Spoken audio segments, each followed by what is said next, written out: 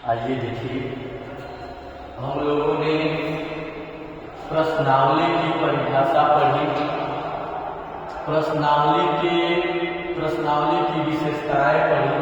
ठीक है, प्रश्नावली का क्या परिभाषा होती है, प्रश्नावली की क्या विशेषता होती है, यह हम लोगों ने पढ़ी। प्रश्नावली क्या है, यह हम लोगों ने पढ़ी। प्रश्नावली का मतलब जिसमें प्रश्नों का संग्रह हो, सिंपल में, साधारण भाषा में। कोई पूछेगा कि प्रश्नावली किसे कहते हैं, तो आप साधारण भाषा में बताइएगा, जिसमें प्रश्नों का संग्रह हो या उन प्रश्नों का संग्रह कर अध्ययन किया जाता है, उसको प्रश्नावली कहा जाएगा। ठीक है, इस तरह से कोई भी पूछेगा प्रश्नावली की परिभाषा तो बता देंगे ना। अगला है, अब इसके उद्देश्य क्या है।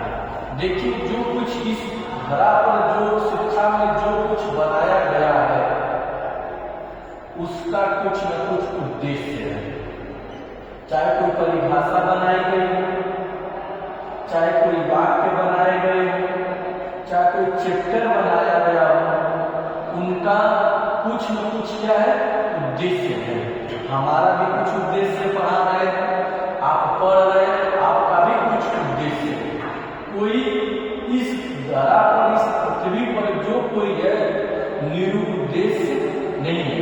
अगर हम उतना दूर से चल करके आते हैं तो हमारा भी उद्देश्य है, और आप भी अपने घर से चल करके आते हैं तो आपका भी उद्देश्य है। उसी कड़ी में प्रश्नावली का भी उद्देश्य है। क्या उद्देश्य है? सबसे पहला उद्देश्य विस्तृत अध्ययन, यानी कि इस प्रश्नावली में हम उस चैप्टर का विस्तृत अध्ययन कर लेते हैं। कैसे अध्ययन कर लेते हैं? व्यवस्थित अध्ययन, यानी कि हम व्यवस्थित अध्ययन कर लेते हैं। जैसे किताबों में रहता है, ठीक है ना, किताबों में देखेंगे तो सबसे पहले लिखा रहेगा जिस चैप्टर को पढ़ना है। मान लीजिए कि प्रश्नावली को पढ़ना है तो दिया रहेगा प्रश्नावली की परिभाषा, प्रश्नावली के अर्थ, प्रश्नावली की विशेषताएं, प्रश्नावली के प्रकार दिया जाता है ना। तो इसलिए प्रश्नावली में व्यवस्थित अध्ययन होता है और कम खर्च आते हैं। कहते हैं कम खर्च आते हैं, कम समय और कम मेहनत लगता है। लेकिन कोई भी चीजें अगर सुव्यवस्थित रहेंगी, उस कार्य को करने में व्यक्ति का मन लगता है। आज कोई भी वस्तुएं बिखरी रहती हैं, उनके बारे में सोचना, अध्ययन करना, मतलब कि अजीब लगता है। समझ रहे हैं ना? जैसे आप ही जिस दिन सुबह सुबह अच्छे से नहा लिए, नहाने के बाद अच्छे कपड़े पहन लिए, तो आपको अंदर अंदर अच्छी अनुभूति महसूस होती है। और जिस दिन हम स्नान नहीं किए रहते हैं, उस दिन हम ही को अच्छा चाहे आपको अच्छा अनुभूति नहीं होता है। इसलिए इस प्रश्नावली में कम समय और कम मेहनत लगता है और अध्ययन करने की आसानी सुविधा होती है। ठीक है, तो यह हमारे प्रश्नावली के क्या है, उद्देश्य। अगला है प्रश्नावली के प्रकार, यानी कि हर एक चीजें, देखिए हमारा भी और आपका भी उद्देश्य और हमारे जो स्वभाव है हर एक प्रकार के है कि नहीं। अगर हम कहीं खुशी स्थान पर जाएंगे, शादी विवाह में जाएंगे, तो हम लोग का चेहरा खिला रहेगा, हम लोग प्रसन्नता के साथ वहां इधर उधर टहलेंगे। अगर कहीं दुख है, उस दुख वाले जगह पर जाएंगे तो ऐसा हम भाव प्रकट किए रहेंगे। कहीं झगड़ा है, अगर वहां जाएंगे तो हमारा वैसा भाव, यानी कि हमारे अंदर भी हमारे भाव अनेक प्रकार के होते हैं। उसी तरह से प्रश्नावली के भी प्रकार है। पहला है संरचित प्रश्नावली। संरचित प्रश्नावली ऐसे प्रश्नावली है जिसमें आरंभ में ही प्रश्नों का या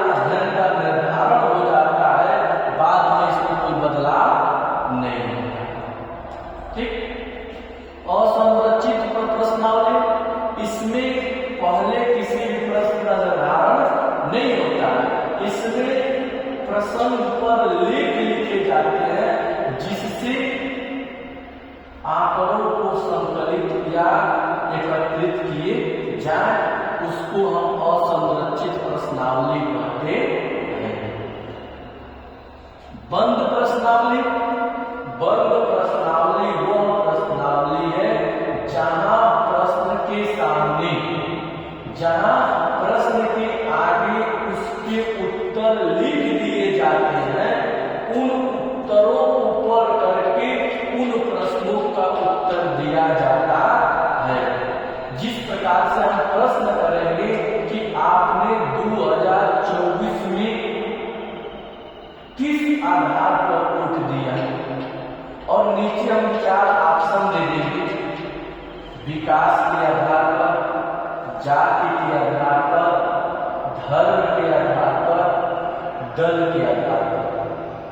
तो इन प्रश्नों, इन उत्तरों को आपको पढ़ करके प्रश्नों का जवाब देना होगा, उसी को बंद प्रश्नावली कहते हैं।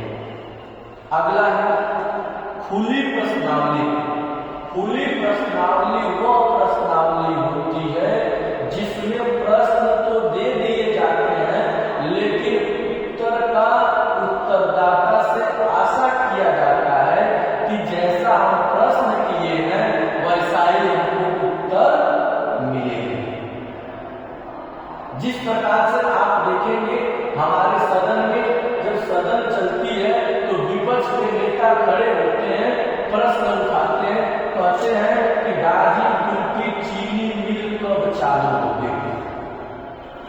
प्रश्न हो गया, तो वह चीनी जो गन्ना मिनिस्टर रहते हैं उनसे प्रश्न किया जाता है, तो जो प्रश्न करने वाला रहता है उसके दिमाग में ये रहता है कि उधर से उत्तर संभवतः मिलेगा, इस दिन को चालू, तो इसी को खुली प्रश्नावली कहते हैं।